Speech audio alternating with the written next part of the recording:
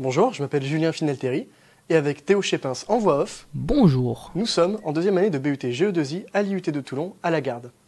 Nous allons vous présenter pour ce concours mon projet en 5 minutes, notre automate de bouchonnage que nous avons automatisé. Pour cela, nous avons suivi le cahier des charges suivant. Nous avons tout d'abord installé un capteur de vision permettant de différencier les couleurs des bouteilles qui seront présentes dans l'automate, mais également le moyen de piloter plusieurs modes de fonctionnement via un IHM, avec notamment le mode maintenance qui facilitera l'intervention d'un technicien, mais aussi le mode paramétrage qui permettra le choix des différentes couleurs des bouteilles que nous voudrons conserver. Il y aura également une possibilité de piloter à distance via le smartphone le mode maintenance, mais également réaliser un suivi par mail des informations de l'automate avec une historisation des alarmes. Donc voici l'automate. Son fonctionnement est séparé en différentes zones, avec au niveau du convoyeur de chaîne, une zone de tri qui va permettre de séparer ce bouchon avec la bouteille sur la droite à l'aide de ces capteurs. Lorsque le capteur détectera le bouchon, il sera poussé dans le magasin et atterrira au niveau du solénoïde rotatif. Pendant ce temps-là, la bouteille va continuer son chemin et atterrir au niveau du convoyeur de bande. Pendant ce temps-là, le solénoïde rotatif va s'ouvrir, permettant le bouchon d'atterrir en zone d'assemblage et la bouteille de s'assembler avec lui. La bouteille passera ensuite par une zone de capteur qui va permettre de savoir si la bouteille est complète ou non. Si celle-ci est complète, elle passera par ce capteur de couleur qui permettra de déterminer si elle est blanche ou noire.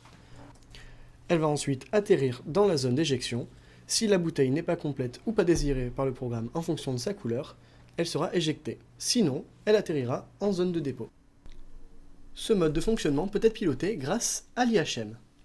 L'IHM de notre mode paramétrage se compose de plusieurs zones. La zone couleur permet de choisir le nombre de bouteilles voulues en fonction de leur couleur, les couleurs disponibles étant le noir et le blanc. Une fois nos paramètres choisis, on peut suivre le nombre de bouteilles gardées via cette zone. Cette zone se compose de deux indicateurs de valeur qui s'incrémentent en fonction des bouteilles de couleur gardées. Ensuite, la zone suivante nous permet de voir les données de la zone de dépôt, soit le nombre total d'éléments passant dans notre système.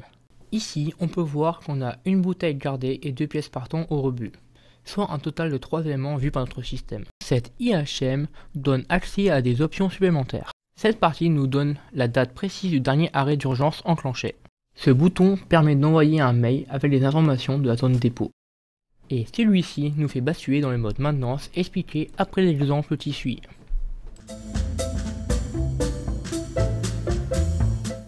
Voici un exemple de son fonctionnement. Nous avons réglé l'IHM afin que le programme conserve uniquement les bouteilles noires, tandis que les bouteilles blanches seraient-elles jetées. Si on démarre le programme, la bouteille blanche va passer dans la zone de capteur et être déterminée comme bouteille blanche et être ainsi éjectée par notre programme.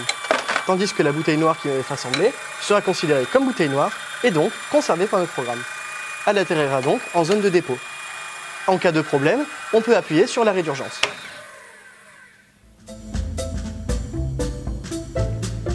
On arrive sur cet écran de sécurité. Une fois quitté, on passe sur la visualisation du mode maintenance de l'IHM. L'indicateur en haut nous rappelle de désactiver l'arrêt d'urgence. Une fois cela fait, on peut contrôler individuellement chaque actionneur ainsi que voir l'état de nos différents capteurs.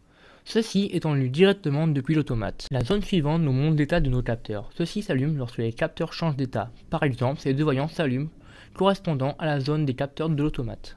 Cette zone nous permet d'activer et de désactiver nos deux convoyeurs, celui à bande et celui à chaîne. La zone ci-dessous donne accès au pilotage de nos 3 solénoïdes. Une fois le bouton enclenché, celui-ci fait faire un cycle de fonctionnement. Par exemple, à l'appui de ce bouton, l'élément s'active. Pour retourner au mode paramétrage précédent, il suffit de cliquer sur le bouton suivant. Piloter par l'IHM peut être problématique, ainsi nous avons prévu un autre mode d'accès. Ce mode de fonctionnement peut également être piloté à distance via un smartphone. Nous allons, pour illustrer ce programme, assembler une bouteille de base.